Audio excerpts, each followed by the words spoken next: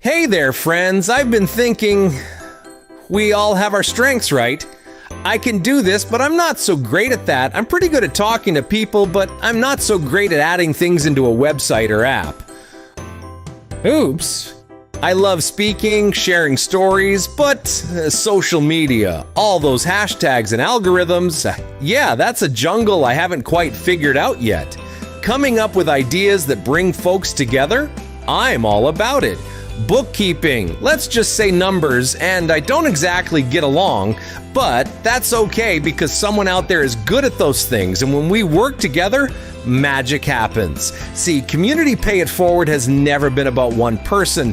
It's a program built by many to support even more. Every one of us brings something special to the table. We all have talents that make us great on our own. But imagine how much stronger we are when we bring all those talents together. That's what Community Pay It Forward is all about. Your skills, my skills, our hearts, working together to make a difference. So tell me, what are you good at? Let's find out together. Visit communitypayitforward.us and join the movement. When you join the Community Pay It Forward family, your business can be seen because people know your business will offer hope to organizations like Todd Lingle of CARES Foundation. CARES Foundation is a proud mission partner of Community Pay It Forward. CARES Foundation is dedicated to educating young drivers of the dangers of impaired and distracted driving. Every sale through Community Pay It Forward helps support incredible organizations like the CARES Foundation. What if every small business purchase counts? What if every purchase could change a life? With Community Pay It Forward, your business becomes a force for good. Join the movement. Get listed. Make impact with every transaction, new customers. Your business, their mission. One app, one community. Download now at communitypayitforward.us.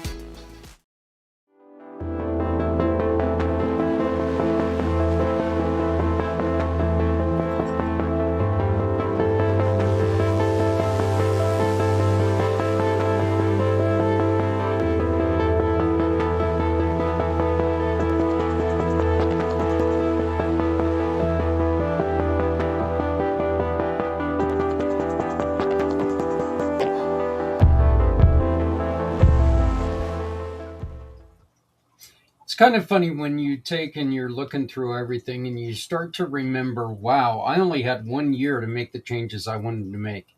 And here we are 1 year later and the changes still are not made, right?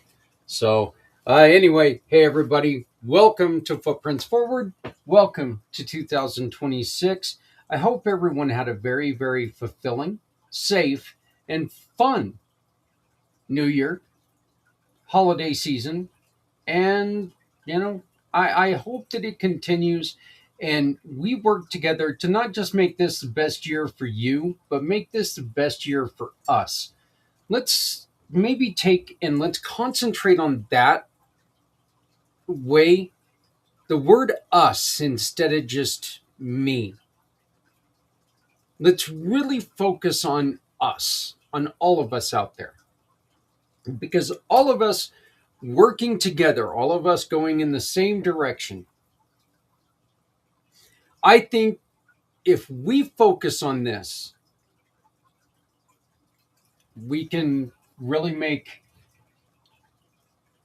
a huge statement to everyone out there who has any part in maybe not intentionally bringing us down, but they do bring us down. Okay, and look, again, it may not be intentional that it's happening, but by God, it's happening anyway. So we're going to start something brand new today. And this was inspired by the miracle of the season, which, again, I apologize for all the technical problems. We are working right now to build the playlist to where you can go through and you can watch every segment of that show And you know what? You can take and watch it for 37 hours if you like by just taking and why you would watch it for 37 straight hours? Because it's a great show, because you get to see wonderful things like the interview that you're going to see a little bit later on with Les Simpson and his friends. I encourage you to watch this. And Les broke my heart in this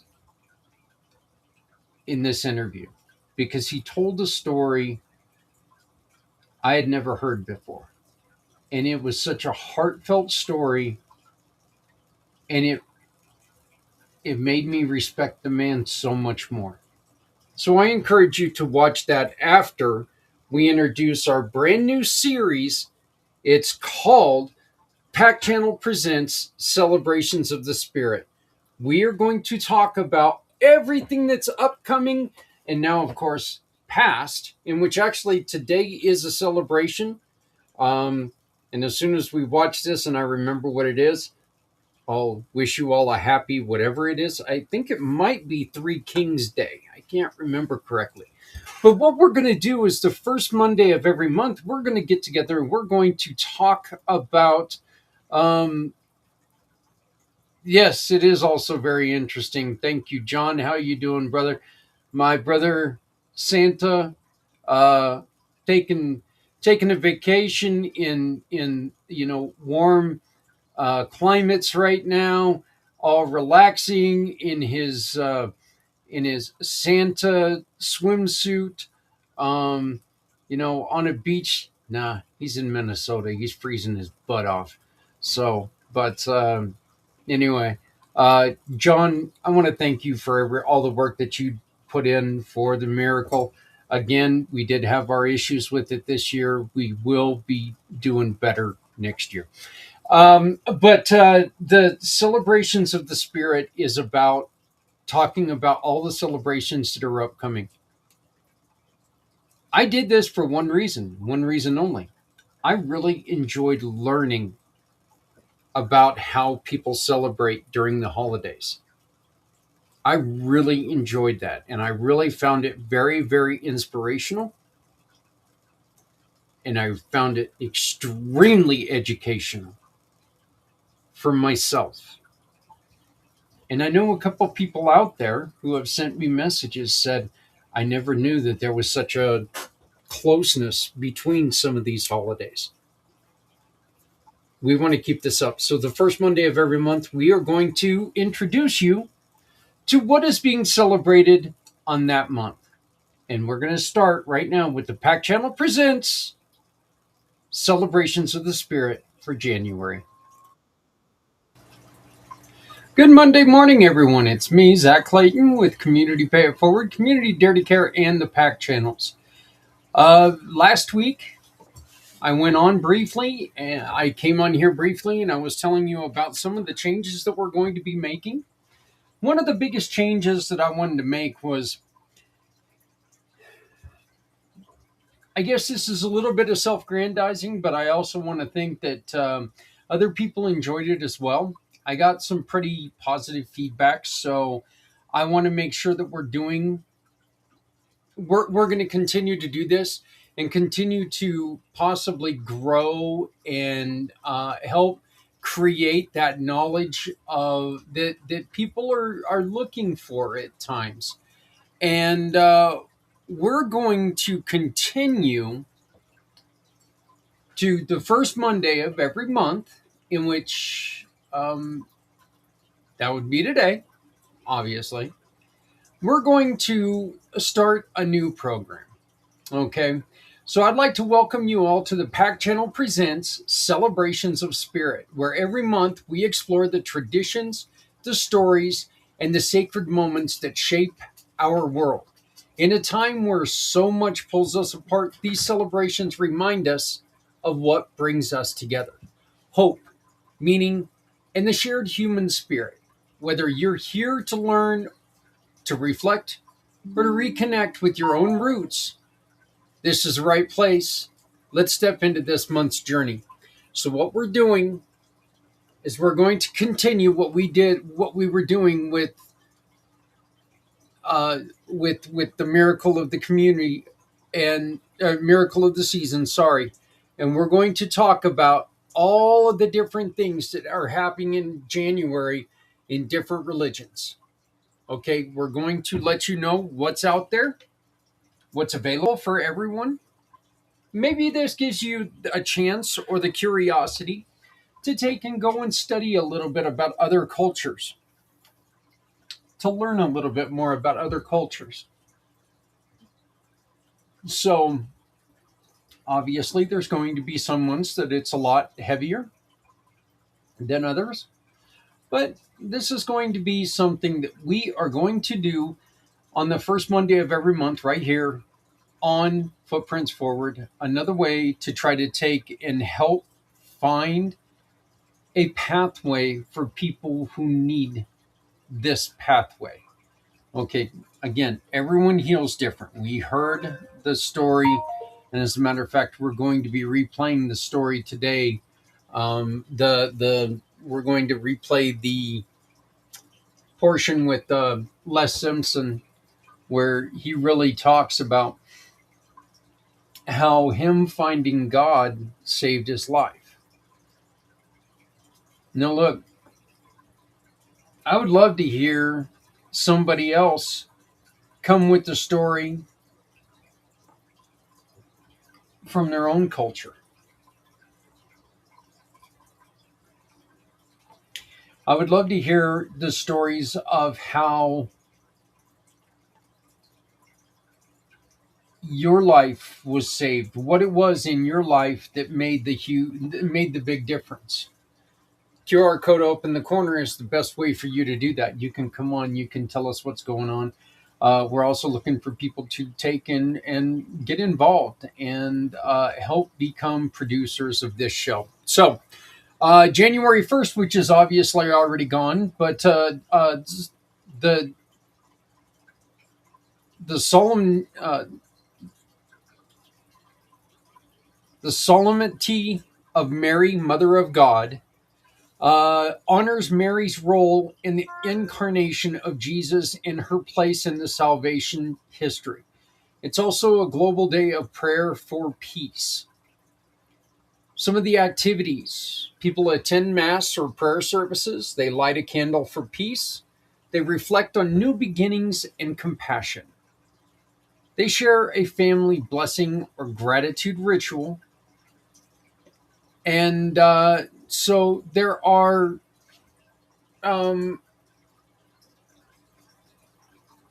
okay, that doesn't make any sense. I don't know why that didn't come out.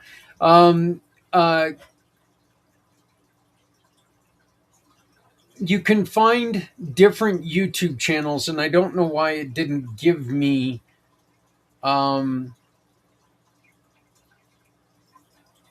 I don't know why it didn't give me the specific YouTube channel, but you can find different YouTube channels if you take and search this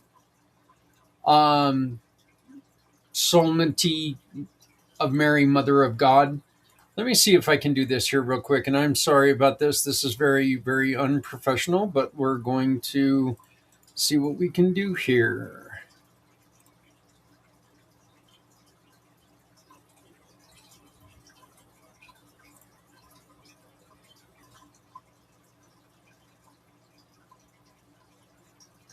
Yes, all right. So, just to let everyone know, you can find more about this this celebration. And once again, this is a Christian or a Catholic celebration.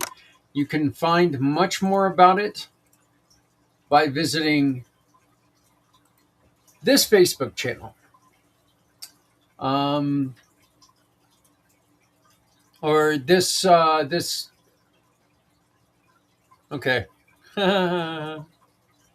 Let's try this again. I don't understand why that didn't give me a link.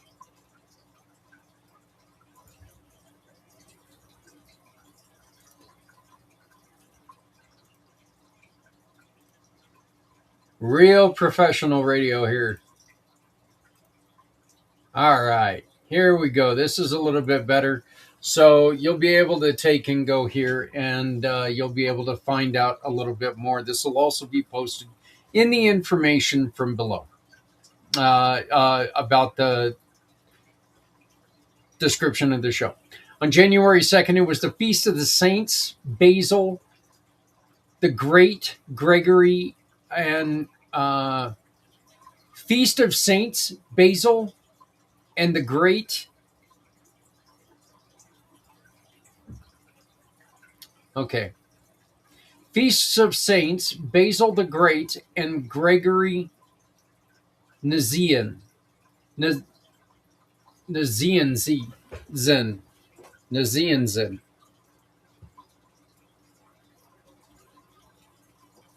Some of these names are just ridiculous, folks, okay? Once again, this is a Christian religion. Eastern and Western celebration. And it celebrates two very important theologians. And it really scares me because now I've got to try to say their name again. It celebrates two influential theologians who shaped early Christian doctrine and defended the divinity of Christ during the Arian controversy. I'm trying to get the playlist to where you can go and watch a little bit more about this.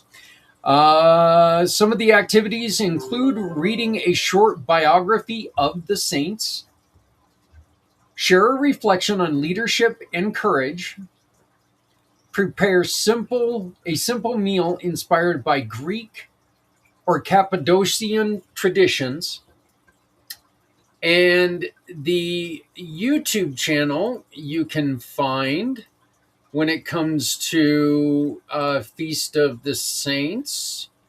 And I think that we're just going to leave it at Feast of the Saints. That way I don't butcher their names again. But the YouTube channel you can find is going to be right there. Once again, it will be attached to the information below. This will on these YouTube channels, it will discuss Greek Orthodox Archdiocese of America and the Biblical Project for historical context. So it will. There's a lot of different things that you can take and look for online. So, and next month, I promise you will be better. I will not be so distracted because now I know what I am doing wrong. So I do apologize. But on January 3rd, it's the 12th night, which means the 12th night of the 12 nights of Christmas. All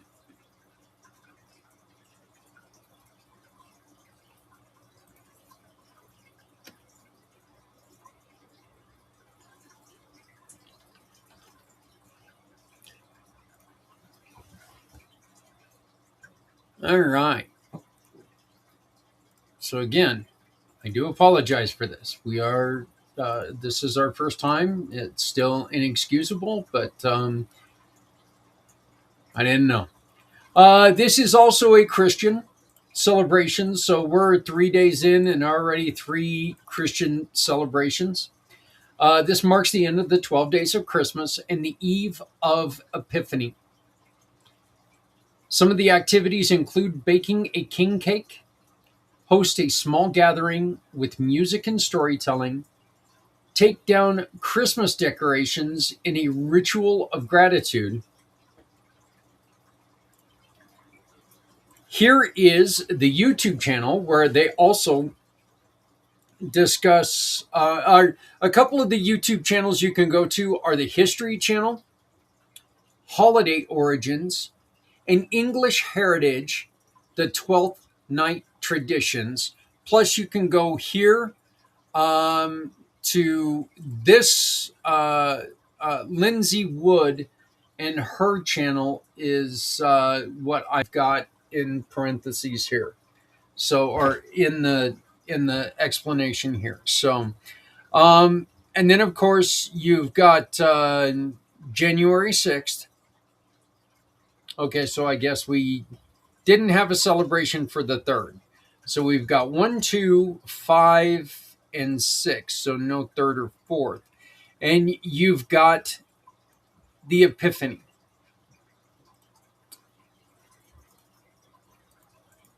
The Epiphany is one of them that we were talking about on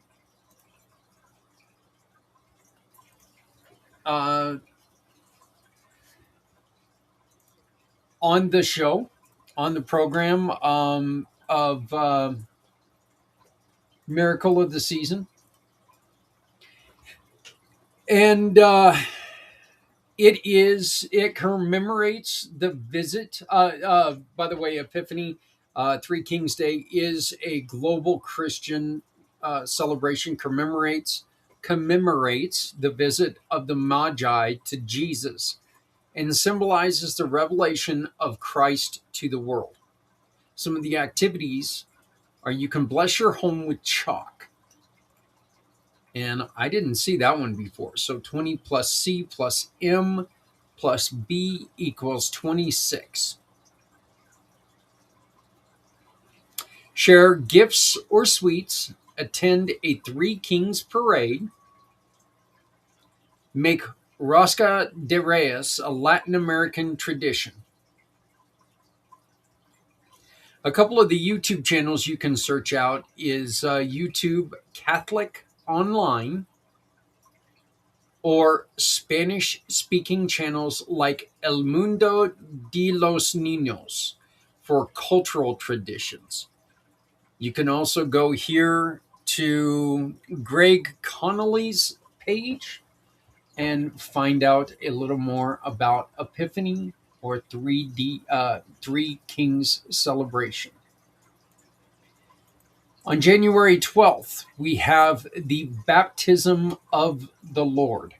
And this is a Western Christian celebration, marks the baptism of Jesus.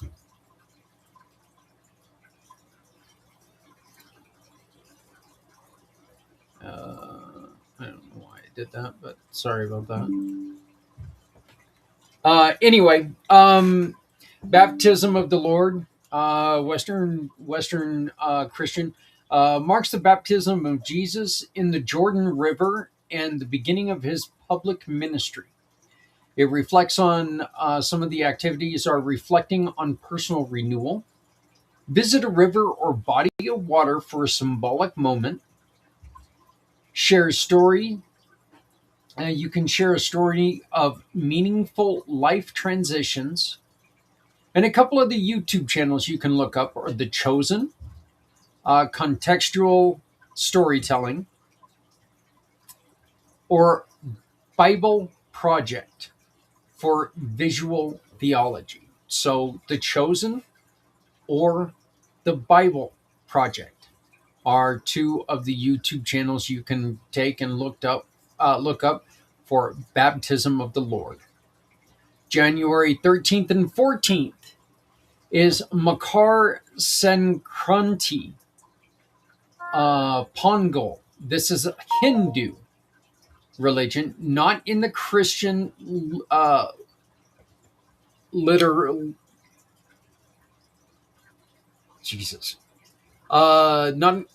not on the Christian calendar, but widely celebrated in January worldwide. That means it may move around. A harvest festival marking the sun's transition into Capricorn. Well, that doesn't make any sense. I am a Capricorn, and my birthday is Christmas Eve. A harvest festival marking the sun's transition into Capricorn, symbolizing light, abundance, and new beginnings. Some of the activities are flying kites, preparing sweet rice dishes. We had an example of that. Donate food to those in need. I love that. And celebrate with music and dance. A couple of the YouTube channels where you can find a little bit more are Geethanjali, which is a Hindu devotional. Or you can go to National Geographic and look under festival documentaries.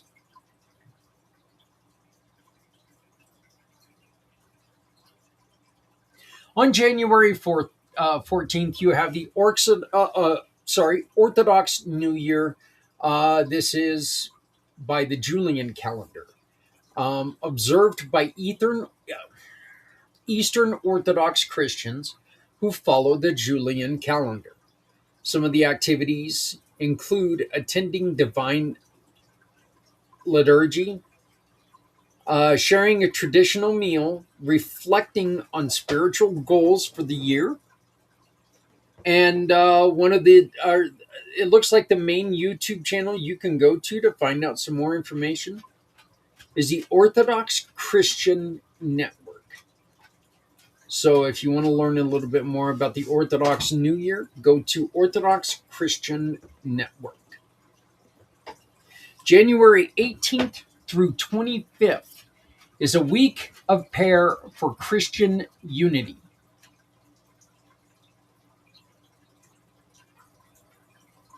This is celebrated by Christians and ecumenical.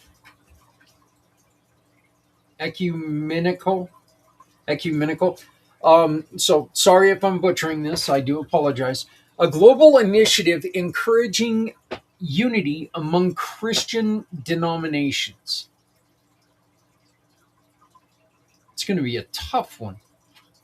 So once again, a week of prayer for Christian unity is a global initiative encouraging unity among Christian denominations. Some of the activities include attending interfaith or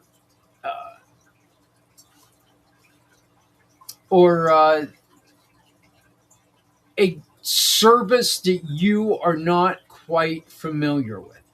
Pray or meditate for unity.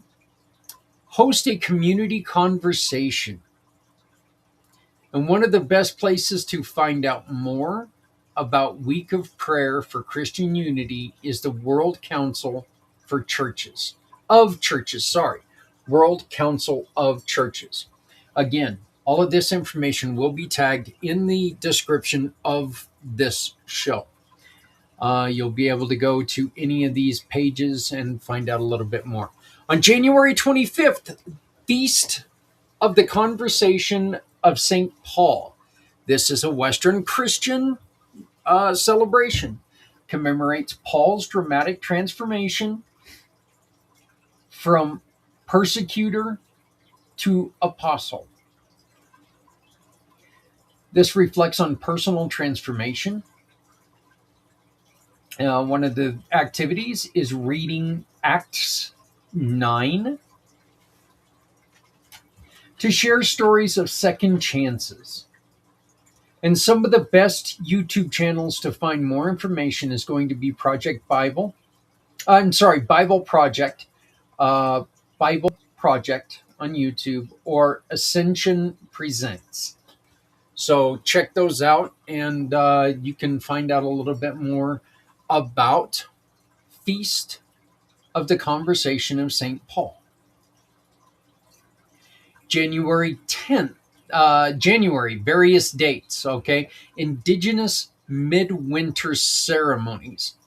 Haudenosaunee, and others. The reasons? Many indigenous nations hold midwinter ceremonies honoring renewal, gratitude, and the cycle of creation. Some of the activities, and this is not limited to these are just some of the activities, are storytelling, dream sharing, community feasts, and honoring ancestors. A couple of the YouTube channels you can go to find more information, and this one is pretty specific. Smithsonian NMAI. Smithsonian NMAI.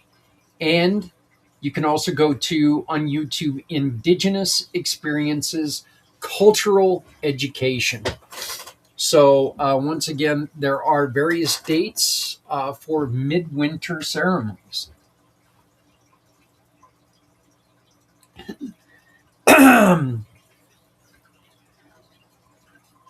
In January, we also have the Buddhist New Year, which has a variety of dates. There's no set date for this.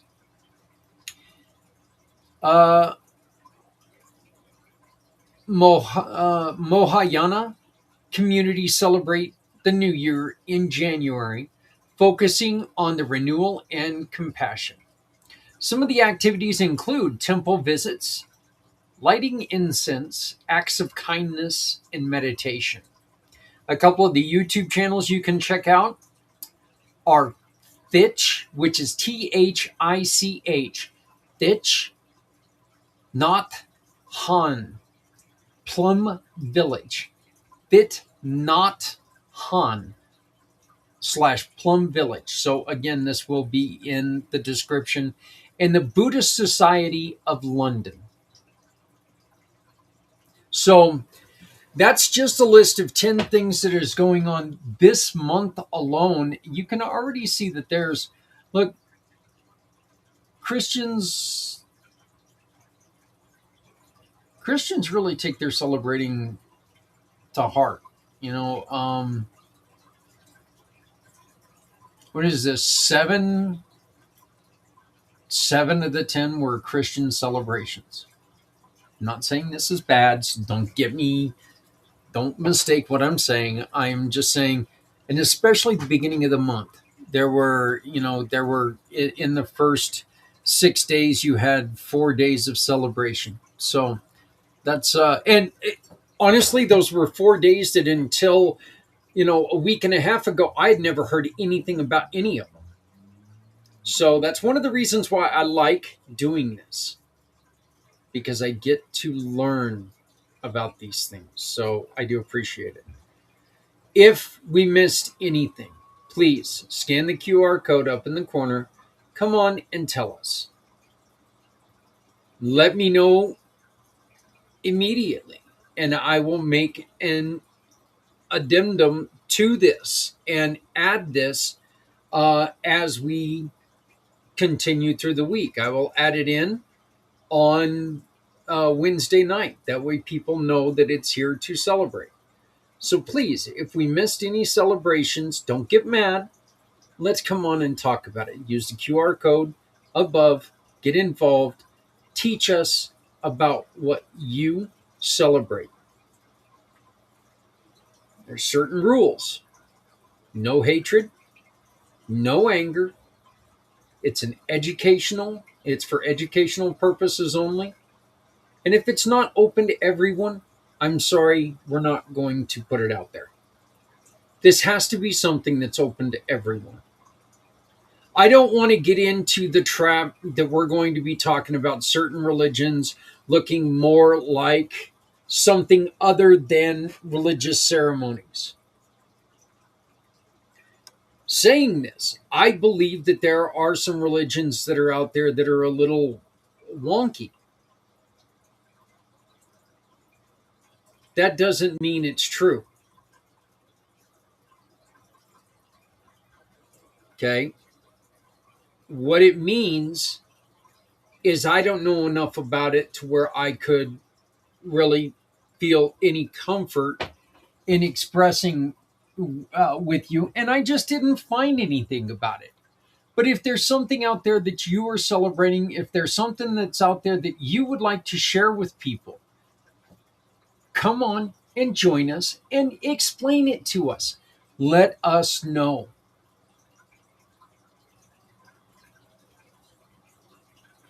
Look, truth is, we can't celebrate something if we don't know about it. So let us know. Let us make our own decisions. And you can join these 11, not 10, 11 programs that we talked about today. And once again, today, our first episode of the pACT channel presents Celebrations of the Spirit. We've got Solemnity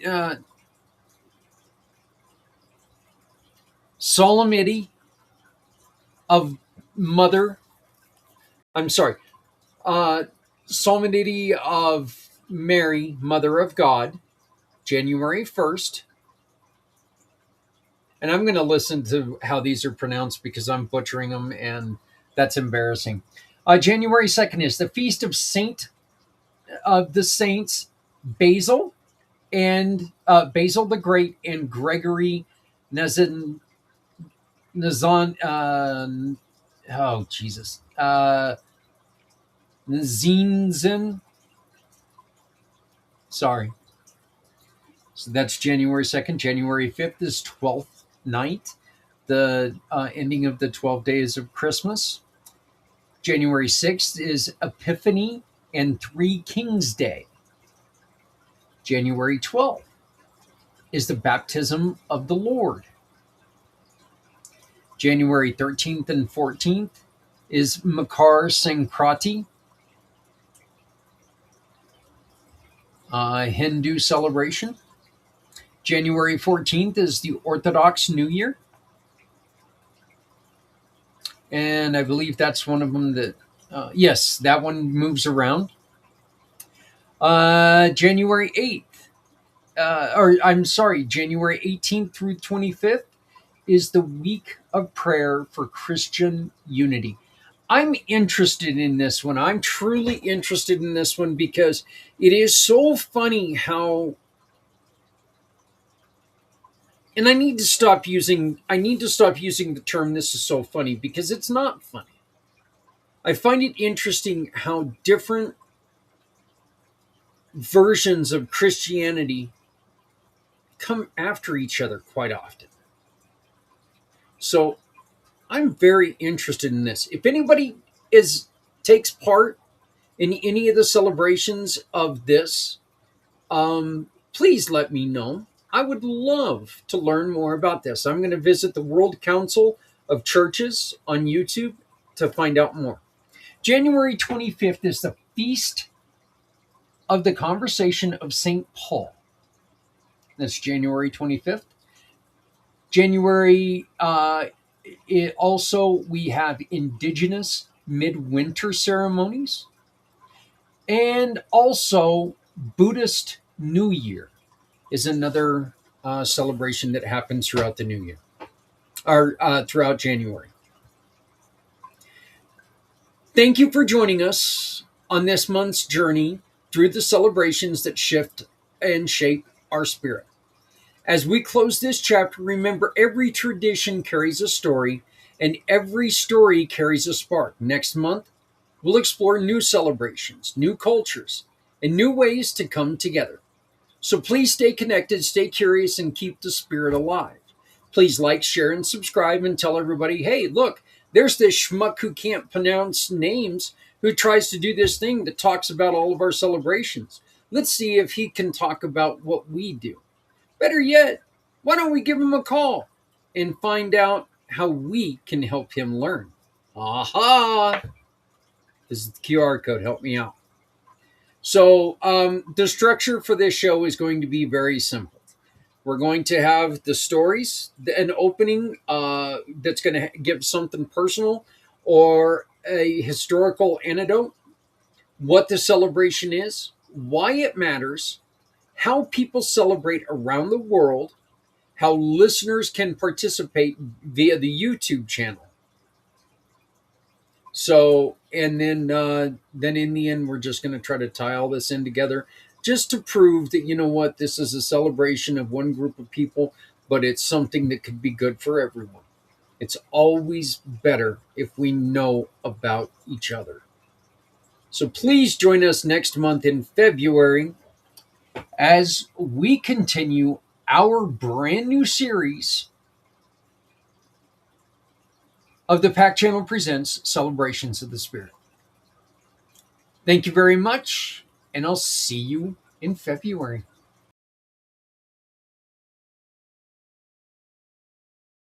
Community Pay It Forward isn't just another rewards program. It's a movement built on compassion and connection.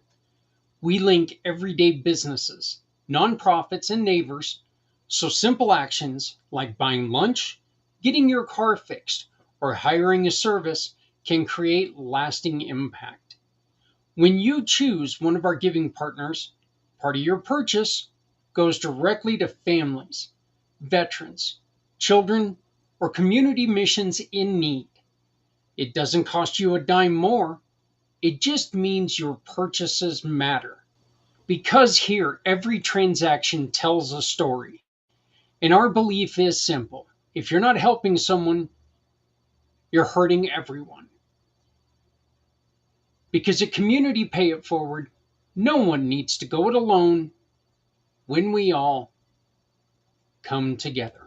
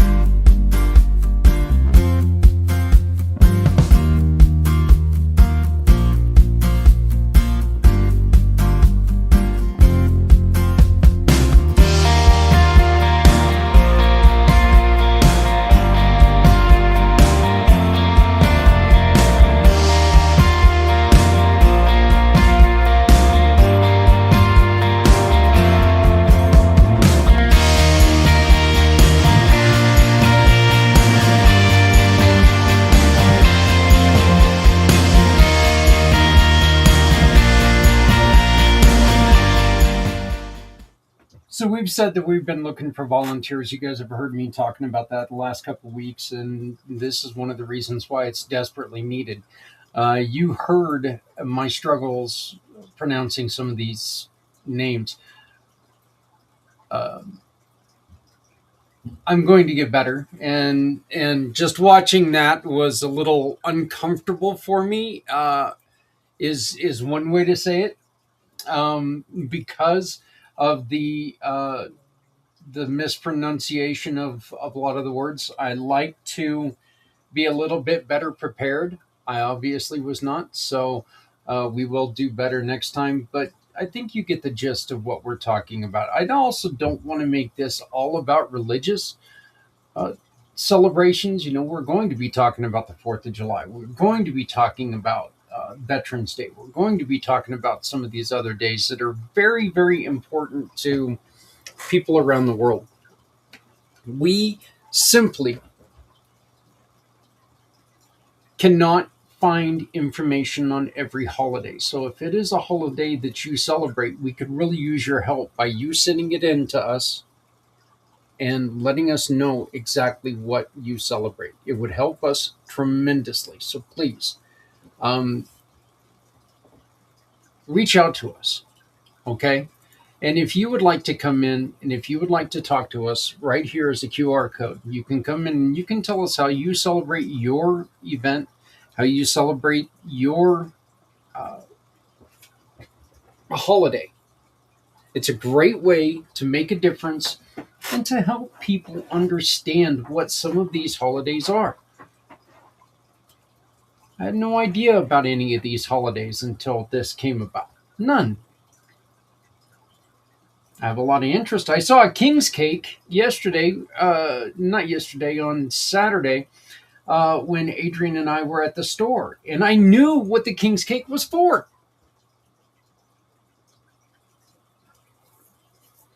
I knew it was for a celebration. I knew it was for Three Kings Day. Before, I would have just looked at it and went, wow, that's a colorful cake. I don't see a lot of frosting on it. What's going on here?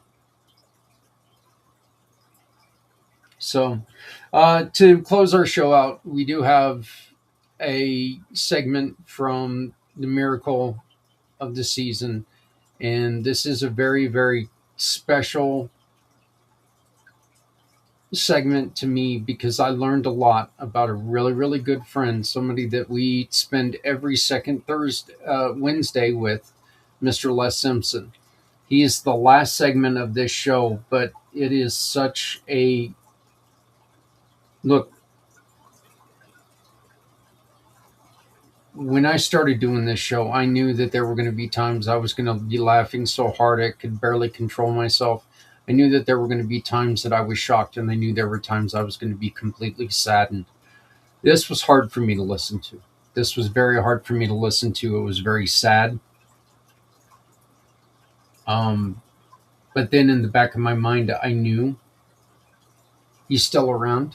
So there is a positive impact on it. And that's what we're trying to do with this show, with Footprints Forward. So we need your help. So please make sure that wherever you're at right now, like, share, subscribe, comment. Let us know, hey, this is what I found valuable with this show. Can you please do more of this? Can you ask other people to join us? Can you sit there and say, you know what, look, I know this guy, not the smartest guy in the world, but he's really trying to do good. I know that you have a celebration coming up. I know you have an event coming up. This guy will let you share that event on his channel.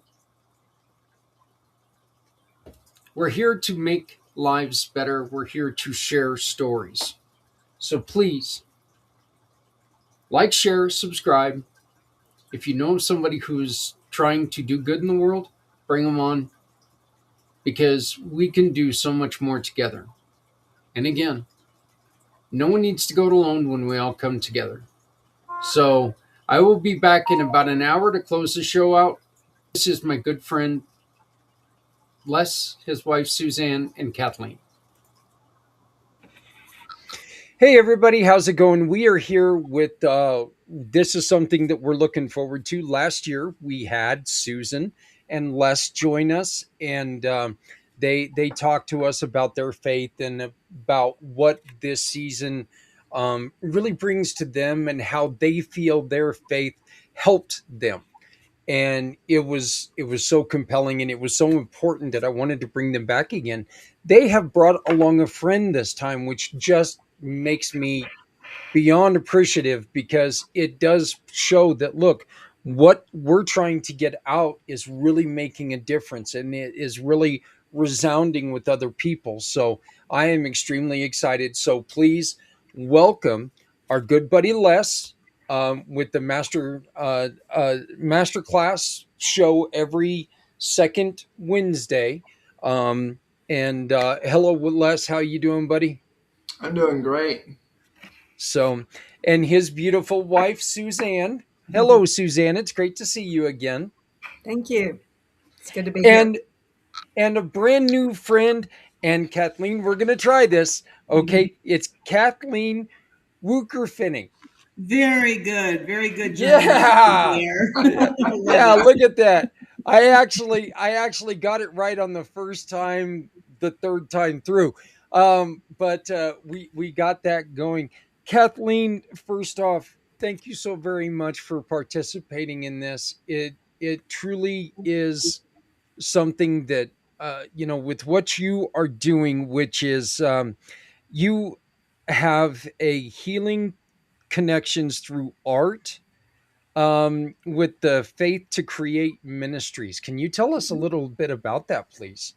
Yes, I'm very happy to be here. Thank you very much for having me. So it's an unusual year for Christmas for me this season. Faith to Create is a ministry of the Lundborg Family Foundation. So we have the power of faith and creativity transforms lives. Yeah. Yeah.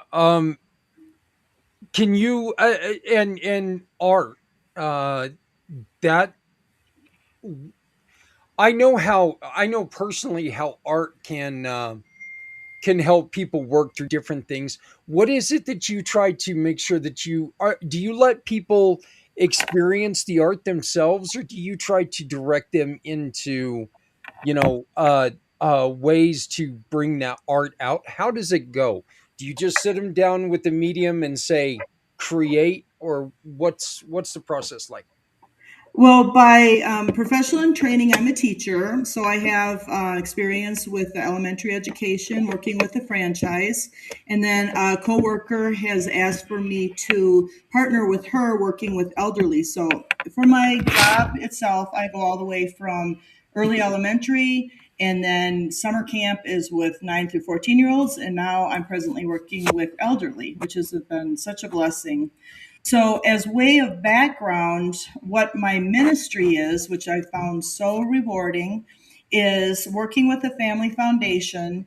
Unfortunately, my dad passed away 4 years ago, and my brother passed away, so we're fairly new.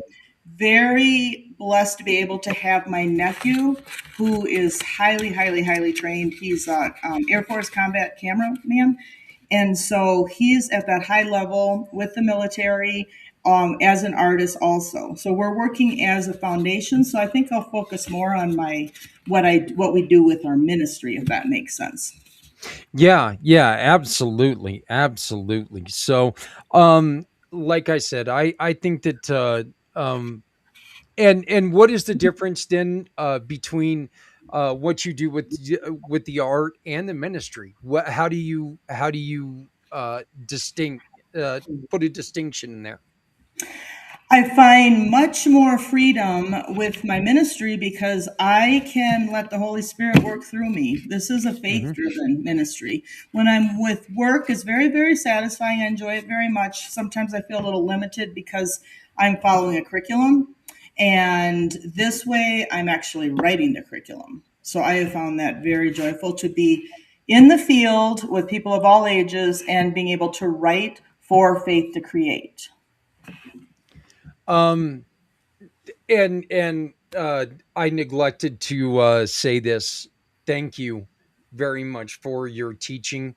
I am a very strong proponent on teachers being heroes in the community. You guys are out there doing a very tough job. You've become babysitters, uh, co-parents, and unfortunately you guys have a lot of stuff thrown on you, and most of the teachers I've ever met are real superheroes in my mind, because you guys take 30, 40 different kids at once and have to become something spectacular. So thank you for your all that you've done there. Well, um thank you. And fortunately, I'm in a setting with smaller kids. I taught in Christian schools. I substituted. I can be in an environment where I can personalize a little bit more. So thank you. And that's what I love about art is I can personalize it and draw people out, hopefully, with the art. Because it's a personal thing. um so you help people experience emotion. You have helped people who have experienced emotional trauma discover connections that transform their lives. Correct. Can you please tell me a little bit about that? Thank you. My most recent is partnering with an organization, Royal Family Kids. And this works directly with youth who have experienced emotional trauma and are experiencing this. We have a mentoring club, and then they go to camp for 1 week out of the summer. And art is a big part of that program. So I have some training for trust based relational intervention through Royal Family Kids. I have hands on experience with that. And so that has probably just enriched my ability to be able to go out into outside of Royal Family Kids, but be in my focus, my passion, where I believe God wants me to work and minister. What are some of the examples of like some of the real success you've had with with what you're doing there? So one of the testimonials I have is a camper has a mentor, and what we do is we distribute some bags that have Faith to Create as a logo on it, and then it has an art kit inside. So it has the colored pencils, the sharpener, and it has a journal. And one of the kids is walking along with the mentor, and the mentor said, and then in this journal you'll be able to write or you can draw. And then she said that she likes to be able to do the drawing because I can draw what I cannot write. That is powerful, because it's amazing what the mind sometimes will be able to create when the words do not come to mind. You know, that is extremely powerful. I think I really do. I think that's beautiful. Um, do you, and this is just in case somebody wants to take and support what you're doing, Kathleen, do you guys take like donations of colored pencils and stuff like that, or are you guys pretty set on supplies? It's very interesting. Thank you for asking. We're in an unusual situation because my dad passed away suddenly, and then my brother was taking this on, I and am we so are at a sorry about that. thank you. Thank you. It's been really challenging. We are at a point where the family's coming together and saying we actually need to find ministries. And so we're already funded. What my dad had was an online presence. And so that did not cost a lot. And then financially, it's been really good. I think probably the biggest struggle has been we have three generations. We're all family and they're interrelated in marriage and all that. So art has been our all of our passions. And now we are at a very good point having my nephew in there with the younger generation and directly related in art. And he has big dreams. And now we can partner together because he's working on the art education also. So thank you. We are good for now. Thank you. Okay. Um, with the three generations, Kathleen, do you notice a difference in the art styles? My dad's digital technology, and then my brother is an artist and he's desktop design. So he started introducing the digital, and then my dad started going more digital. And so our mission is to reach people digitally through art. And then my nephew is very proficient in the digital part. So Wow, that is so cool. What are some of the benefits that you try to push forward with the art? What are some of the benefits you try to pull out of people with the art? Is I think is a better way to put that, maybe. well, thank you. You're catching the vision. You know the vision. Thank you. So, yes, drawing out is great because everybody's individual. And the Mhm. nice thing about art is there's no right or wrong. And I say, I'm not grading it, and I'm not the one that decides if it goes in the museum. So, hey, it's win win. You're going to do art that you like for you. And I get to know people. I get to know their heart. So the thing is, I can, look at the shirt that they're wearing and put art in front of them. If they say, I don't know where to start, a lot of it's like, what are you wearing? What do you like? Can you tell me about yourself? Oh, can you draw that? And then some people in my classes, I teach mixed media, they like to write. They have a hard time with the drawing. So I'm learning that art transcends so much more than just the colored pencils. I like saying try everything. This is your opportunity, and they come away with that. So the benefits are they have self-expression, they have some kind of control over things. It really is good for the body. It's good for the body because it relaxes it. It's good for the brain because whether it's doodling or drawing, it's slowing down the brain. So the brain is slower and it's able to process what we can't process when we're running through our busy days. And then I like to encourage them to share. And then I like that there's collaboration also.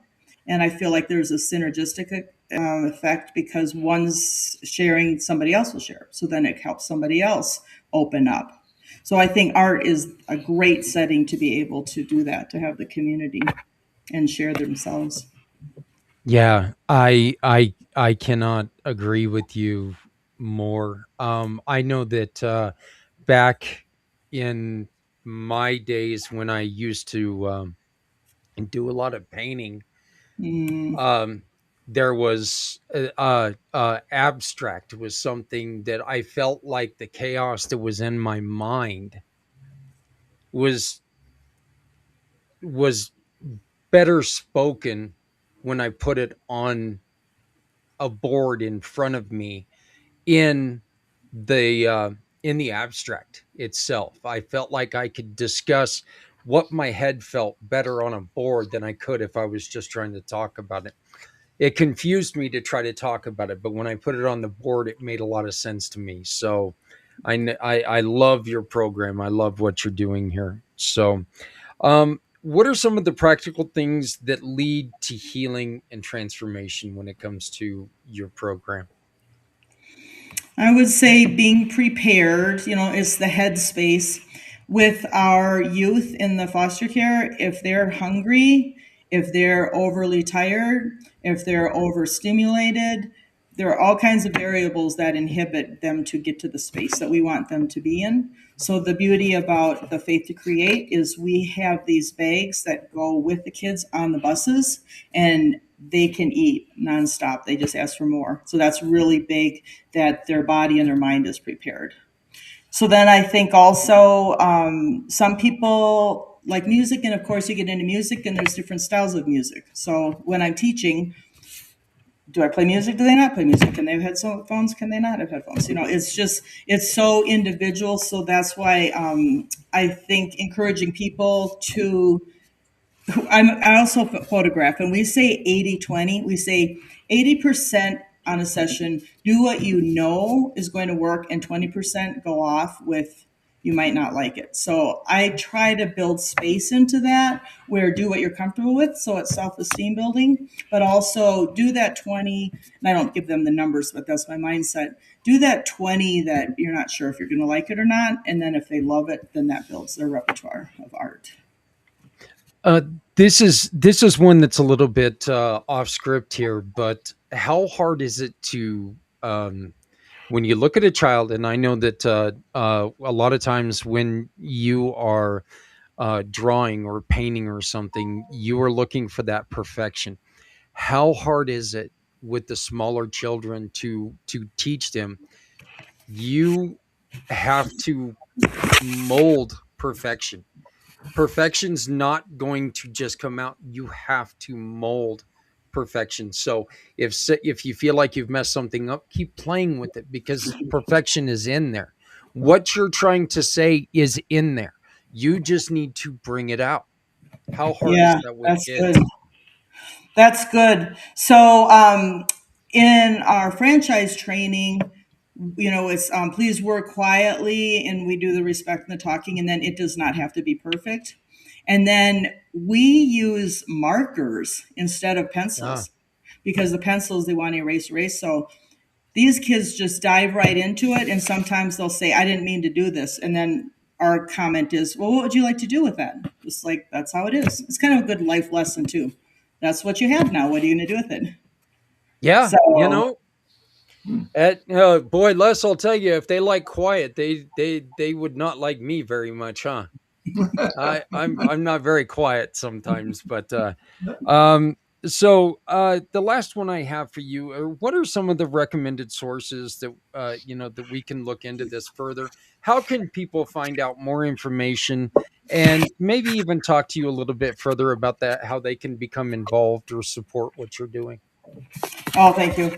Okay, so let's see. The Lundborg Foundations has Disciples Make. So if people during the holidays here are feeling overwhelmed, wondering how they fit in, they want to connect with somebody else's story, Lundborg Foundations has a Disciples Make ministry that has the testimonies.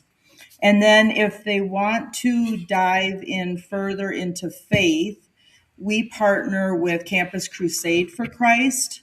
My dad did the writing himself, but now we are partnering with someone who's kept this established. And they have all kinds of different departments in the Campus Crusade. So those are the faith things that come to mind, because I can't imagine my art without my faith. And just encouraging people, just like in art, to be open-minded, I also say with faith to be open-minded, because the two of them go together with me. That's why I have Faith to Create, because it just started blossoming when I put the two together.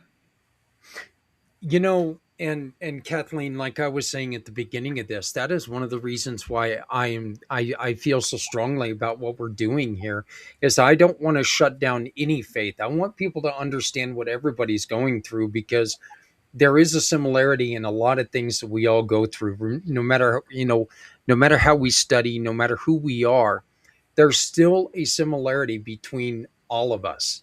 There's our differences, but every single one of us, I mean, really, we just want to find that light within ourselves. And shutting down somebody because they are of faith minded, is ridiculous, because just because, that's somebody you should be able to learn from, not My brother shun. said, "Well, everybody has faith. You might want to clarify what faith is." He Yeah. said. So, Yeah, yeah. Well, and that is true, but everybody has a different view of faith, and mhm. our faiths are a little bit different. Kathleen, I'm going to ask you to do me a huge favor, and if you would send me that information for the Lundberg organization foundation, I will tag that on the videos themselves so people can reach out to them. And if people want to get a hold of you, just go to Healing Connections through art, correct? Well, and we are in the reason I brought up with the transition is our third generation. We are now just defining who's doing what. So, out of respect to my nephew who's taking this over January 1st, 2026, I would prefer I don't put all that information out until Okay. he's comfortable with it. So I thank you very much for this opportunity to share. And in terms of financial, we're doing great. I just really like that you are open minded to have us on and Uh, talk for you. yeah, that's absolutely perfect. But I do ask something. When you're ready to release, would you Hmm. please come and join Les and I again on one of his shows and I would tell us love you're ready to to. go? That I would would be love to. fantastic. And that way we can follow you guys on what you're doing and make sure that we get people out there and all the best information. So, um, Kathleen, I greatly appreciate you participating in this in the miracle of the season. I cannot thank you enough, and this is wonderful. I love what you're doing. Again, thank you for your years of teaching. That's just inspirational. Thank you very, very much. And I look forward to being on again, God willing. So thank Hey, you. I look forward to it. You're always welcome every year. So Thank I you. plan on doing this at least one more year. At least one more. So Thank yeah, you. I Thank you. plan. But And all right, thank Kathleen, you very it's up to much. you if you want to stay on and hear the other two, or if you have Mhm. something else to do, that's Oh, I'm fine. happy to. I'm happy to hear. Are we off camera right now? Or are we on? No, no, You're no. It's going to still continue to go. So yeah, but you are more than My welcome to teaching join. has not been this huge sacrifice of years. It's been part time, fun activities for teaching. I enjoy teaching. So anyway, Eh, it's not like I'm a hitch hero, but thank you. Well, you know what? My son gets mad at me when I call him a hero. My son teaches children with disabilities over in Japan. He teaches kindergarten children English That's in Japan. And he gets mad at me when I call him a hero. And I tell him, I don't care if you're going to get mad at me or not. I mean, you're doing something that, look, dad couldn't do, because I love my kids. I love my kids with all my heart. Your yeah. kids, not so much, but you know, I appreciate your kids, and I think they deserve the best chance they can get. And I think that people like you give them that chance. So that's the reason I call teachers heroes. So Well, thank you. regardless if you're part-time or even just somebody who goes in and offers them a hand, it Well, doesn't matter to me. thank you for what you're doing. It's fantastic. So thank you very Well, much. well, thank you. Suzanne, sorry, not Susan. Suzanne, how are you? I am wonderful. Yeah, so glad to be here. Well, I am thrilled to have you back again this year. It just your words were so inspirational last year, and yourself and Les, you brought something to our event that I wanted to make sure that we got back in there. Les has been an integral part of community pay it forward and everything that we're trying to do and lifting other people. And I know being able to focus his family and his beautiful wife, I think it's something that rounds out our year perfectly, and it really takes and just gives us that that end of year push. So I greatly appreciate you joining us again. Well, thank you very much. So, can you tell us a little bit about Renewed Life Counseling? Sure. Well, I've been doing this for multiple years, but I would say over the last 4 years or so, I kind of graduated, decided I'm really about inner healing because I feel like you can talk about your problems, but if you're not being empowered from the inside out, to get the healing, then you kind of recreate some of the same problems. And so my tagline is reclaim yourself and restore hope and healing. And what I find is many people have lost themselves, for various reasons. They've had uh, traumas, they've had either little traumas or bigger traumas, and all of that kind of gets in the way of really owning who you truly were God given, designed to be. So, what I like to do is help people get to the deeper roots and help them empower themselves to heal whatever their traumas have been. Faith has a lot to do with with what you're doing as well, right? No, You absolutely. Hmm. um, can you explain how faith helps you to help others? Well, I do a lot of my own healing, obviously, Hmm. because if I can only really impart something to someone that I think I've been through. So I do bring Christ into my healing process because as a believer, I sense his power and his Holy Spirit to guide me into some deeper parts of my heart that have been hurt. We all have that. We're all broken in some degree. So when I can, best relate to someone that's going through trauma, it's usually because I've been through some variation of that. Yeah. Um, Suzanne, what is one of the largest misconceptions you see when people come to you?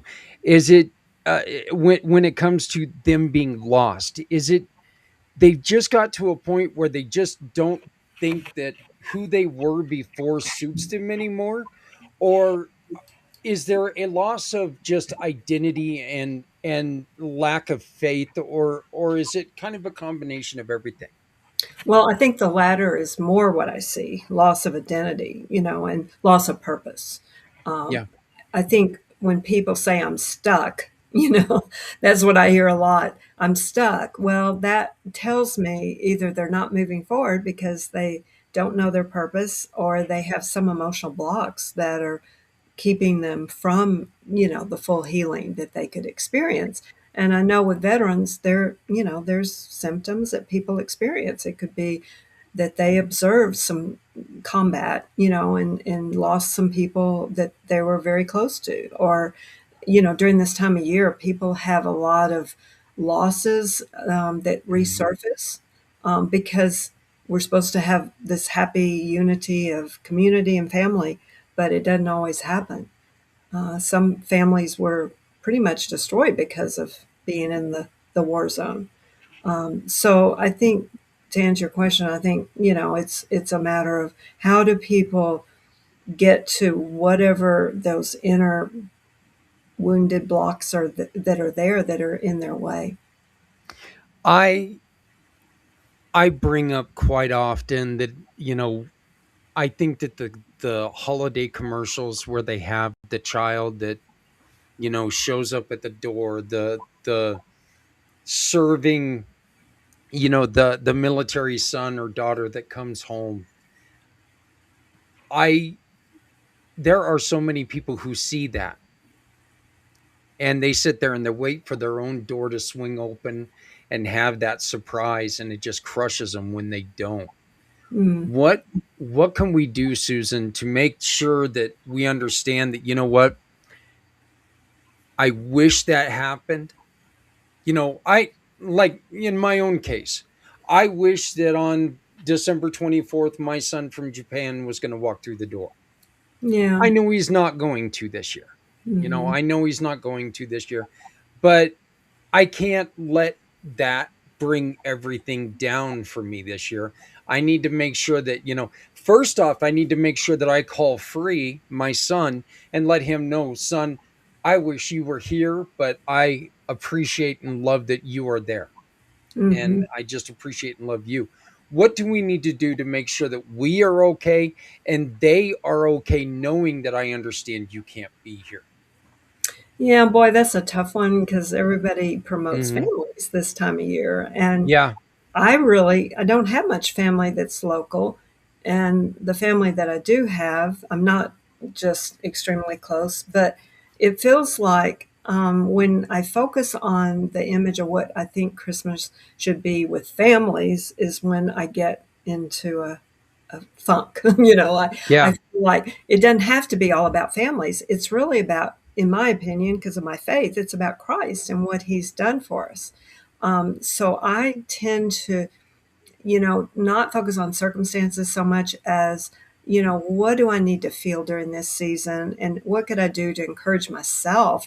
Where do I put my eyes and my focus rather than on, what's missing? And prayer life, being able to image is huge.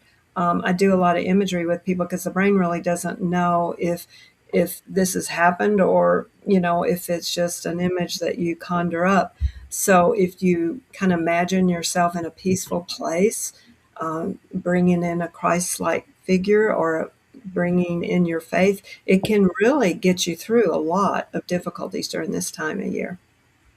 What what are some of the things that people struggle with the most? And I know that we've been talking about a lot of them here, but what are some of the things that you've noticed people struggle with the most this time of year? Um, Um, I think it's along it's a with lot about family, as I yeah, mentioned, but it's more than that. It's more about depression that they feel because their image of what they thought Christmas should be or what life should be for them. And it is the end of the year. So sometimes you're assessing, did I do enough this year? Or, I haven't moved forward this year. Or fatigue. People have a lot of fatigue and they don't understand that emotions can cause that fatigue. I actually have a testimony of someone I worked with, and she's in a whole nother continent. So it's kind of exciting because she's in the field that I'm in, but she was not able to access the type of help she needed. And she saw her husband go through some healing in a church, and it just really turned around, him and some of their relationship problems. But she still was heavy laden with some trauma from her childhood. So I can read what she wrote just recently please, please. because it was interesting. I do a little assessment. I send it out. It's a monthly assessment to see what their symptoms are. And I failed to do it when she first started with me, but I finally said, we need to see this, and where your symptoms are. So sure enough, the fatigue was really high for her. Hmm. And she kept saying, nothing's worked. I really feel, I've been to mentors, I've had therapy. And unfortunately, the therapy she had was not the kind I offer. So it didn't really go into some of the trauma holes that she had, And so what she said recently is, I've noticed a huge, huge reduction in my fatigue levels, which despite prayer and therapy had never reduced so much more before. I also noticed such a difference in my trauma memories and feelings. I can now remember the past and it's not hurtful, and I generally feel lighter. So that's so encouraging, because Yeah. I don't ignore some of the past. Some people say, well, get them in the present, get them thinking different, and cognitively get them into a better emotional state. But your body does hold on to memory, and we know that now from science. So whatever the cells have held on to from trauma from your past is still there, and you may have, these the reenacting these memories of when you've had some event. The fact is, Suzanne, you don't ever get rid of the past, do you? It's just it's how you are able to work with what has happened in the past and how you're able to perceive your success with it where you're at now. How Yeah. you're able to work with your past. That's what it really for somebody to say you need to bring them out of the what happened in the past, that's you can't expect somebody to give up what has happened. You Right. just need to help them get to where they are into a better place now, right? Yeah, that's correct. I think the one thing that does help is to release the pain of the past. And Yeah. because that's what the body's held on to, some of the emotion. And Les may get into that a little bit because, emotion just gets stored. And so once we release it, it's no longer there and people are off and running and feel better. Well, you mentioned with her fatigue. What are some of the other symptoms that people talk about? I think I hear a lot of depression. I hear PTSD, which is kind of a broad term, but I Yeah, think yeah, it does indicate that there's been some major trauma and the body's held on to that. Anxiety, panic, some people have panicky feelings.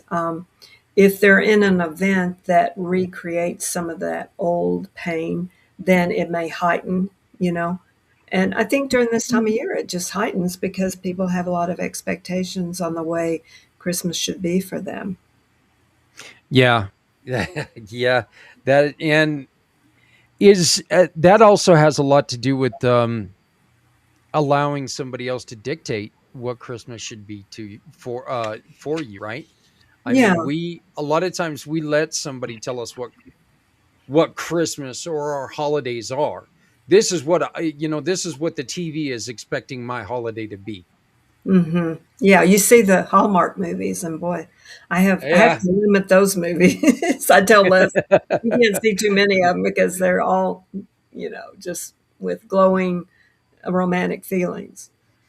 And Suzanne, what is the one key um what is the one key thing that that you ask them to do to bring relief?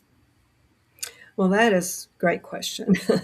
I think that gratitude goes a long way. In fact, they've found that through brain research that when you open up the frontal part of the brain, this area up here, through appreciation and gratitude, it really changes the connection with yourself, God, and others. And so I have them focus on, what do they appreciate the most, and maybe bring in a Christ-like figure or Christ to bring that appreciation even further. So I think that's important. I think developing community. I think you talked about your community, which is excellent. We need each other. I've had a community group for some time, and I think just looking at journaling from an empowerment perspective. I call it empowerment journaling because you can journal just all your woes and put all that down. But, maybe you do start off with a question or a sentence stem or something you're trying to get an answer about and ask God to show you what is there. What is your response to that? I had an example recently where I was just all upset about a restaurant I chose, which was silly, but it was a restaurant that just didn't have, it was a sports bar, and I'm not into sports bars that much, but the food was very salty, and the waiter and the head waitress were so gracious, and they came and said, "How can I support you?" Because I complained a little about it. But then I realized that's the grace that we all need. We need to experience love from others that accept us where we are. And so I think, just sometimes writing out some affirmations. I can affirmations, a sentence stem that says, I want to let go of anger because, and, just kind of working with your inner self. I think Les will focus a little bit on that. And then cultivate grace for yourself and others. So those are things I've learned. And, if you ask, like with Kathleen's work, maybe ask them to draw out their heart, what's in their heart that's unhealed, or, give us a picture of what the inner crevices look like in your heart, because that can, it can be softened. And I think when our hearts are softened, we're more apt to be loving towards ourselves and others. I I could not I mean, I can't agree with you more, and I think that it is really perfect how you and Kathleen are on the same page there with the journaling, with the art, and it is it's a beautiful marriage when you put them together. It's a real way to open people up. One of the things that we do is we ask kids to be creative, and we ask them to help us build the collection boxes when we collect books or toys or whatever it is. And we ask kids to, we ask parents to sit the kids down with a poster board and whatever they want, crayons, markers, pencils, whatever they want. And we ask them to, what does this holiday mean to you? Or what does community mean to you? Or giving? Or, what does it mean to feel good to you? And we take those poster boards and we put them on the side of collection boxes. And that way, these kids know that they're doing something not only for themselves, they get to express themselves, but they're also doing something that is helping other people. And I know Mhm. that we've seen some great, I mean, we've received some great stuff from kids. And you know what? It may not be the most professional pictures in the world, but I'll tell you this, they have never meant more to me than any other pictures I've ever seen, because these kids have actually taken and they've done something that they care about, and that's what's important to me. So, That's beautiful. Yeah. but well, Suzanne, thank you so very much for your time. How do people get a hold of you? Well, my website is my name, Suzanne, but it has a B as in boy, Simpson.com. And on there's a phone number you can text me from, or you can, maybe just put a request in that you're interested in getting more resources or materials or a session, a complimentary session. So those are excellent ways to connect. Well, again, thank you very much for joining us again this year. As always, I invite you back whenever you would like to come on, and it's so inspiring seeing you and learning from you. So thank you so very much. And now I think we're going to bring on the man who you taught him a lesson. We found this out with your wind chimes. So he learned a lesson through J.W. Wilson, and it has to do with your wind chimes. How you doing, Les? I'm doing great. The So, yeah, I'll quickly tell that since you brought it up, but then I'll get into some other stuff. The one thing JW and neuroscience shows us is we're all supposed to get along with everybody around us. And unfortunately, in JW's book, Cracking the Learning Code, really goes into this, that the first thing we were taught in school was how to be against other people. When we went in school, we had all kinds of interest in bugs, trees, everything you can possibly think of. And as first we went into school, they set us down and they said, basically, you have to forget all that. We got a curriculum you got to do. And if you don't, we're going to give you bad grades. And the people that get good grades get to basically criticize the ones that don't get good grades. And so it's all about againstism, as he said. And the brain wasn't designed for that. The brain was designed to get along with other people. When I met JW a year and a half ago, before he died, he'd been gone 7 months now. He said, Les, I'm going to teach you a new language. I says, okay. He says, it's a language of emotion. He says, we're all supposed to get along with everybody else.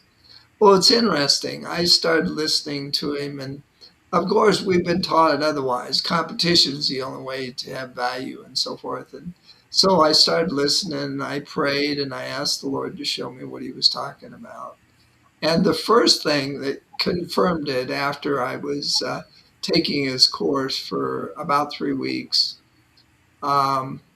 was Suzanne had these chimes, and at night when the wind blew, I had to get out and get the things down before it woke up the dog and her. And after 3 times, I said, honey, can we get rid of these? I mean, I'm tired of getting up. And she says, oh no, these were given as a Christmas present from Ruth. And it's interesting. Once I heard that in my heart and understood how much meaningful it was to her, that I thought, well, it's not that big a deal to get up and get them. And so my thoughts changed. And it's interesting, once you understand the way we're created, then there's something inside of it that says, yes, that is true. And one of the things that I was telling another person today, excuse me, I've been on meetings all day long. My voice is not gone.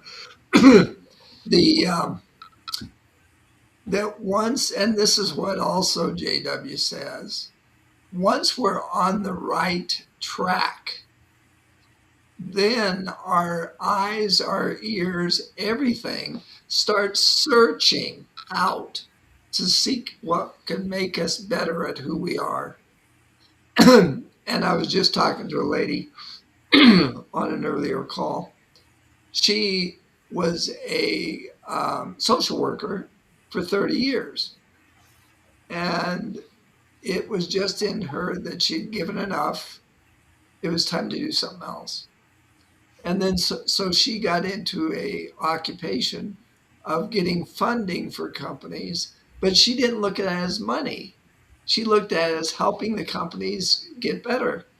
And so that's one of the things that I'm learning, and that we were all designed to get better. We were designed to get very good at something so we can support our community, so our community can support us. And we were all designed that way. And that's one of the things JW taught and neuroscience teaches. And so that's one of the things that right now I'm doing. But in fact, I want to make a comment here as far as what I'm doing now. There's an assessment, and it's Zach has the link to it. This assessment is proprietary. It was used in the Fortune 500 companies for 30 years. Your sound went out. I'm sorry? Okay, you're back. Oh, you're back. Your sound waffled a little bit, but I think you're back now. It's proprietary. It has 9 parts to it, and it shows us who we are. So many assessments out there are lost leaders that you pay $25 and they tell you who you aren't, and then they want to sell you a coaching program. This one shows who we are. And there's a 5-minute video you can watch. And in fact, under it, there's a white paper that shows the validity of it. And then there's a testimony of a lady that owns 3 companies. And she said once she put people in the position they were created to be, everybody wanted to be the best they could at it. And it tremendously reduced her management time. But the point is, in fact, neuroscience shows this, that when we're working outside of what we were designed to be, it tremendously increases stress. When stress happens, we go into fight or flight. And fight or flight drains the neocortex of blood, and that's where we get our creative problem-solving ability. So when a person is working outside of what they're supposed to be, it actually reduces their ability to do the job. And so this assessment shows people, well, entrepreneurs, what it shows them is what they need to be delegating or outsourcing, because it's not designed for them. It was designed for their other. But anyway, one of the things I wanted to really talk about here is Christ, how he heals. And everybody might ask, well, who am I to talk about that? If you read Suzanne's book, it tells my stories. And to give you an idea, I was ready to commit suicide at 17. And the Lord sent a person into me that started becoming my dad was dead. He died when I was 16, but I was sexually abused by both my mother and her boyfriend when I was a kid. And I was very angry. And I was put in a closet because I was angry and only allowed out now and then when I got the anger over. And so by 17, I was ready to call it quits. And I'd already decided how I was going to do it. And then the Lord sent this gentleman into my life and said, no, it's time for you to get to know me. And that was the Lord. And but it didn't stop there. And that's one of the things I really want to clarify is the Lord is there to heal. And unfortunately, we don't understand, the church does not teach it, that the Lord gets people when they're at the very bottom, when they don't think they have anything else. Go read the story in the scripture of Joseph. He had to be a slave for quite a while before the Lord turned him around. He was trying to do what he needed to do. David, same way. Paul, same way. Paul was stoned 3 times, left for dead, preaching the word. And then 15 years ago, about 15, nothing was going right in our life. What I mean by that is nothing physically was happening. And I wanted to go on. And I was 55. And I was hoping to get there by the time I was 65. And I went into the hospital. And they didn't think I was going to come out. I had blood clots in 3/4 of my lungs, and which was interesting. It healed up to the point where I didn't have to take shots and so forth. But what was interesting was within, and Jack told me that it was a gentleman. He says, things aren't going to change. And I thought it was. And the 6 weeks later, I was ready to call it quits again. And the Lord, see, this is how personal the Lord is. This is how soft the Lord is. And this is how much of a friend, but the master of the universe he is. He said, okay, you want to end it. He says, take me through that in your imagination. And so I did. And when I was getting ready to put the gun in my mouth, I realized I wouldn't have the courage. And I'd have to ask him for it. Needless to say, he wasn't going to give it to me. And he asked me this. He says, okay, what part of your life you want to die in? He says, do you want to die that you could see trees? I said, no. He said, do you want to die that you like the taste of food? No. He says, so what is it you want to die in? I says, the pain. And he says, that we can work with. And once I did that, for the next 6 months, constantly, when things didn't go physically right, I now knew I could talk to him about it. Once I went to the very, very bottom, and he says, take me in your imagination to what you fear the most, then he started bringing me out of it. And so for the next 6 months, constantly, almost once a week, I felt I wanted to get out of here. And we talked. And so it turned me around.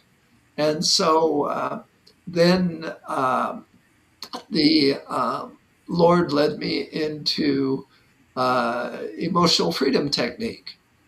And because there's always been something As Suzanne is experienced in emotional freedom technique, you could have her run you through it. And what she was talking about, the STEM, uh, the sentence completion technique. When I first wanted to die, the Lord, and this was 10 years, 30 years before that, he led me to a book. There's a gentleman that you really want to get to know if you want to do some self-therapy. Now, if you really want to find out what's in there and you want to bring it to the Lord and say, hey, I don't like this anymore, help me clear it out. There's a psychologist by the name of Nathaniel Brandon. And the first book I read of his is If You Could Hear What I Cannot See, Say. And you can still get the book. And it's what they call a sentence completion technique. And what you do, let's say you're mad at somebody. You say, the reason I'm mad at this person is, and you complete that 10 times. And you find out what's bugging you inside. And then the book, it has you do that each day. And then at the Friday, it has you read them over. And it really pulls stuff out that you can, and there's a lot of tears. And it allows you to see who you are deep inside, all the trauma. Because you'll never forget your past, but what you can forget is, can get healed is the trauma. And I'll give you an example of that. Emotional freedom technique. What we learned is there's two parts to things that really mess us up. And one is guilt and one is shame. Guilt is we did something we felt we shouldn't. Shame is we didn't do something we thought we should. And PTSD is one of the big ones that EFT helps with. And we had a soldier that had, every time he heard a loud noise, he was underneath the couch. He had nightmares all the time. His wife was done with it after 10 years and ready to divorce him. And he went to this workshop, 3-day workshop. And what we found out was him and his favorite buddy was walking in Vietnam, and they had this system that they walked where he walked on the right-hand side. And they had done this for a year. Well, this morning they had an argument, and he decided to walk on the left-hand side. Well, his buddy's head was shot off. And so he thought if he wouldn't have made that decision, his buddy would have been alive. So once the EFT happened and he found that it was all something that he felt that he did and he shouldn't have, then Christ healed it. And within 2 weeks, he was living a normal life. And so it all has to do with trauma of what we either think we did and we shouldn't have done, or we didn't do and we should have. And this heals that. And I'll suggest to everybody, emotional freedom technique, there's books that you can get and do it on yourself, but you can also have therapists. But EFT for Christians is a big one. And because it really shows how Christ comes in and heals things. But the main thing at Christmas and so forth, when Suzanne, she'll tell you, she really has a problem with not having family. But what she's learning gradually is family is an image that she has worshiped all of her life that has all good stuff. But fortunately, the Lord is starting to show her that people with families sometimes isn't good stuff. And so, but she's learning, and she's learning to have the Lord to be her family. And that's not easy. But right now, every time she asks for meetings with family, he cuts it off because he's saying, you're my family. And it's a process. But the one thing about the Lord is he's relentless. It's kind of like Joseph. It took him 17 years after he was told he was going to have his brothers bow to him before the Lord had him prepared where it happened. And then he forgave all of his brothers because he said, what you meant for evil, the Lord meant for good. And we don't change overnight, but he's relentless. He keeps the calendar. We don't have to be anything we're not today. And that's why I love this assessment. It shows people who they are and allows them to be who they are. And so that's one of the things with the, by the way, veterans can get free EFT sessions. And there's an organization that has part of their training is free sessions for veterans on PTSD, 5 of them they can get. A lot of times 5 is all they need. So anyway, that's what it's about in Christmas. Christ heals. Christ removes our trauma. Christ removes our hatred of ourselves because we didn't do something or we did do something. Les, my brother, thank you for opening up. Thank you for for being yourself, and thank you for those stories. Um, I have a couple. First off, I have a question. Does anybody, Kathleen, Suzanne, Les, do you all have any questions for each other? Was there anything that any of you wanted to ask one another before I ask my final question? I think I'm good.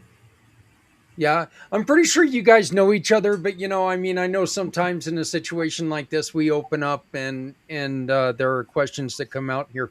Um, Kathleen, let's start with you.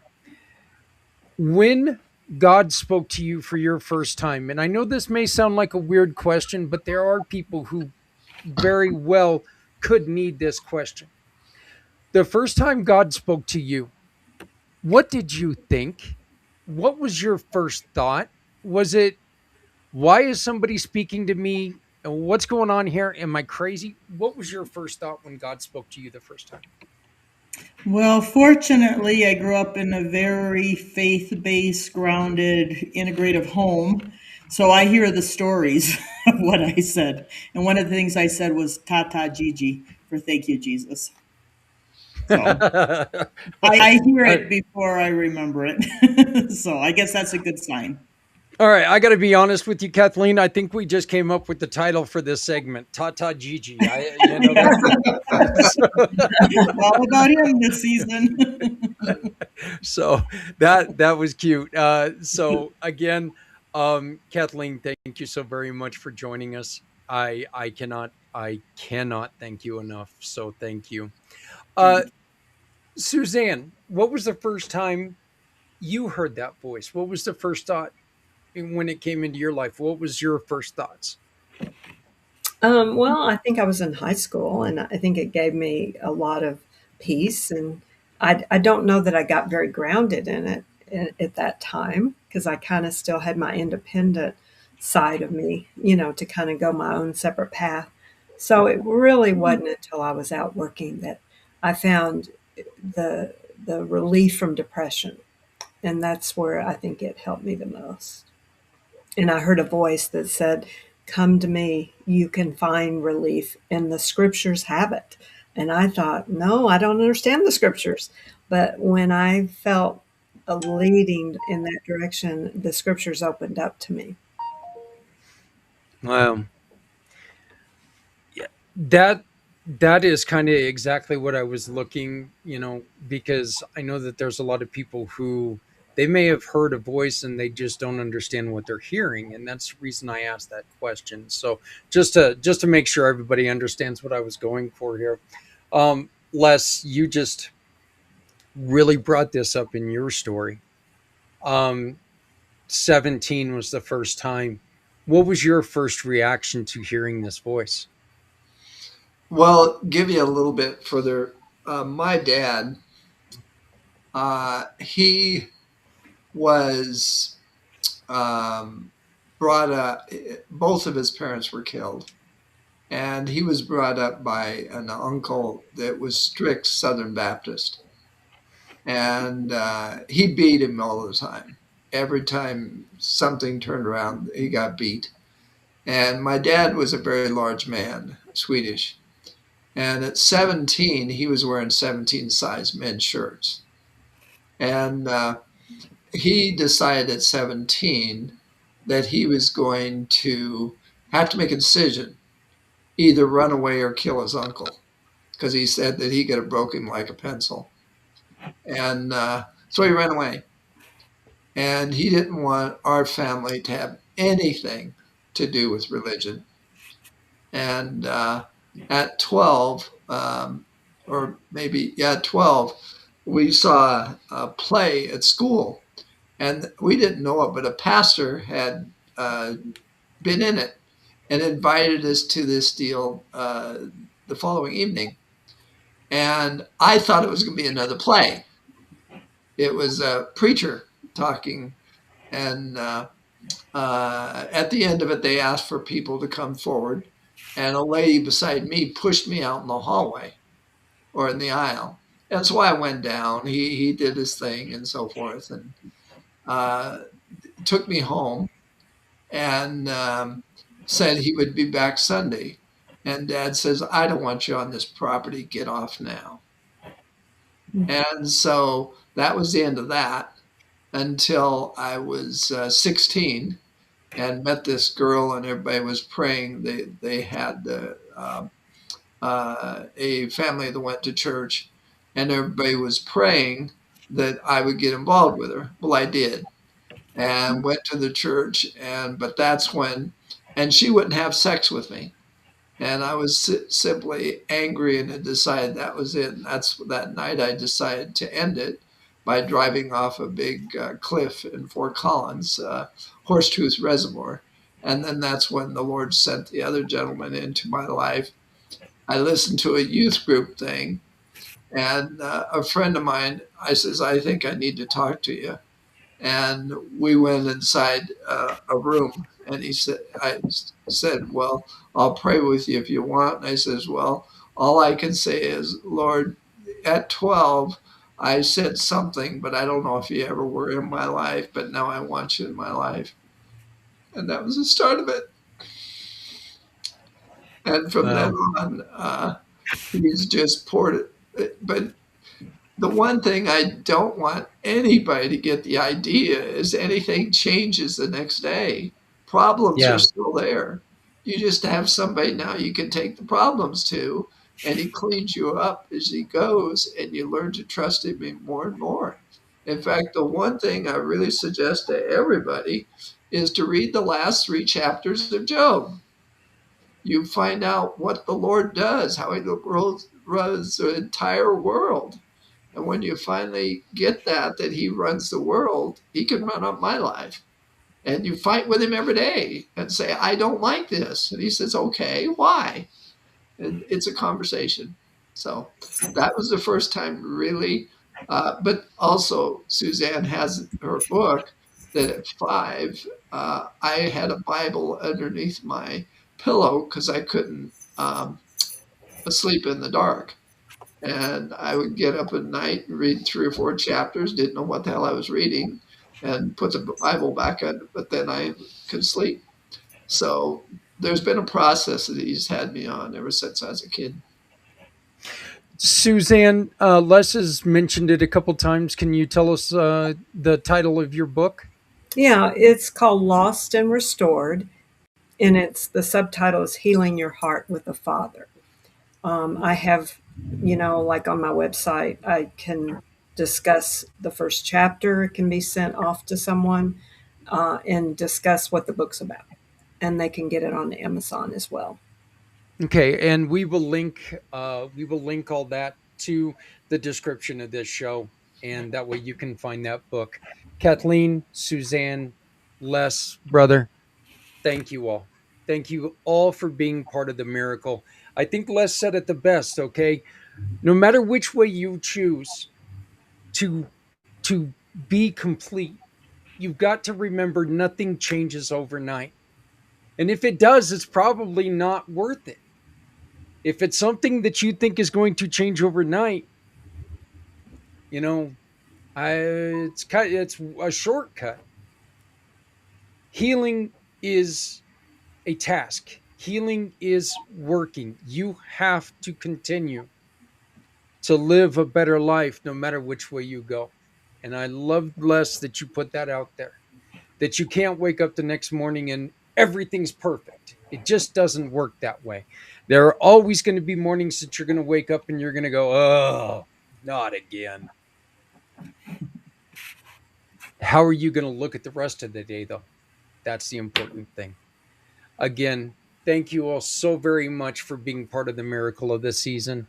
And we will tag all their information. If you need to get a hold of them, please connect with me, and I will do my best to make connections. But thank you all.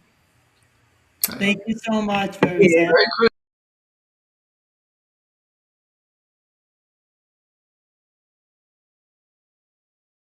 Hello world, my name is Z, or you can call me Mr. Z.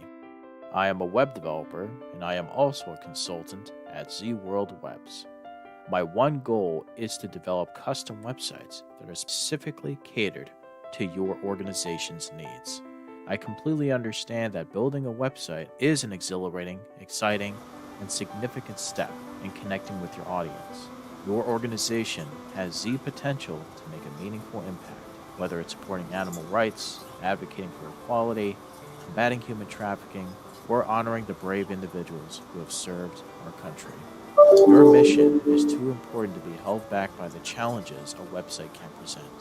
And I am here to ensure that your website works for you, not against you. Whether it's maintaining, developing, or redeveloping a custom website that is specifically catered to your needs. And with that being said, I would be more than delighted to learn more about your organization and, of course, develop a website Z World is waiting for you. Okay, everybody. So all of the information that I found, all the YouTube links from the first segment can be found in about 6 minutes. In about 4 minutes on our YouTube channel. So you can go there and you can search through all of those YouTube channels that I used for the reference guide of our inaugural pACT Channel Presents Celebrations of Spirit. We invite you to join us again next month. If you have a celebration coming up in February, come on, tell us about it. I would love to hear your celebrations, how you celebrate, why you celebrate. You know, we know the Valentine's Day is coming up. What else is coming up in February? Well, we're going to tell you the first of next month, the first Monday of next month, when we give you the second edition of the pACT Channel Presents Celebrations of Spirit. I want to thank everybody very much for joining us today. I want to thank Les, Susan, and Kathleen for allowing me to reshare that episode. I just, like I said, Les has been a partner for many years now, and to learn that about him really broke me down.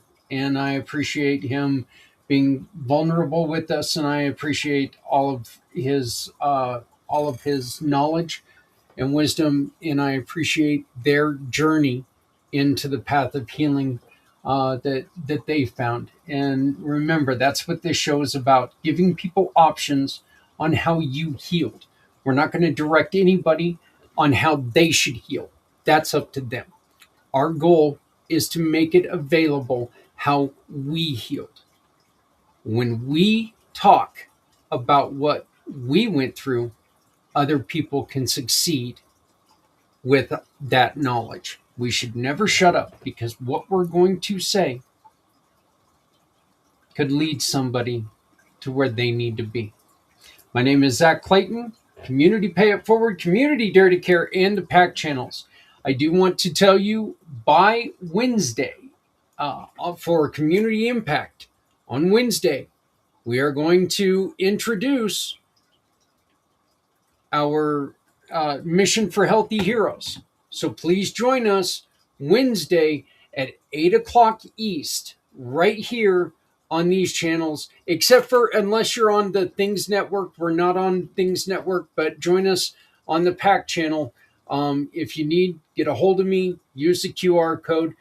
Come on, let's celebrate and let's get to work and support our heroes, the men and women who put their lives on hold to make our lives better. Please remember to love somebody out there because somebody out here loves you. No one, remember, no one needs to go it alone when we all come together. And if you're not helping someone, you're hurting everyone. We can do this, folks. We need to do this. It's 2026. Our words of the year are us. It's no longer about me. It's no longer about you. It's about us. Let's work together. Let's make lives better by coming together. Thank you very much. We will see you on Wednesday for Community Impact. Thank you very much. Have a wonderful day. Goodbye.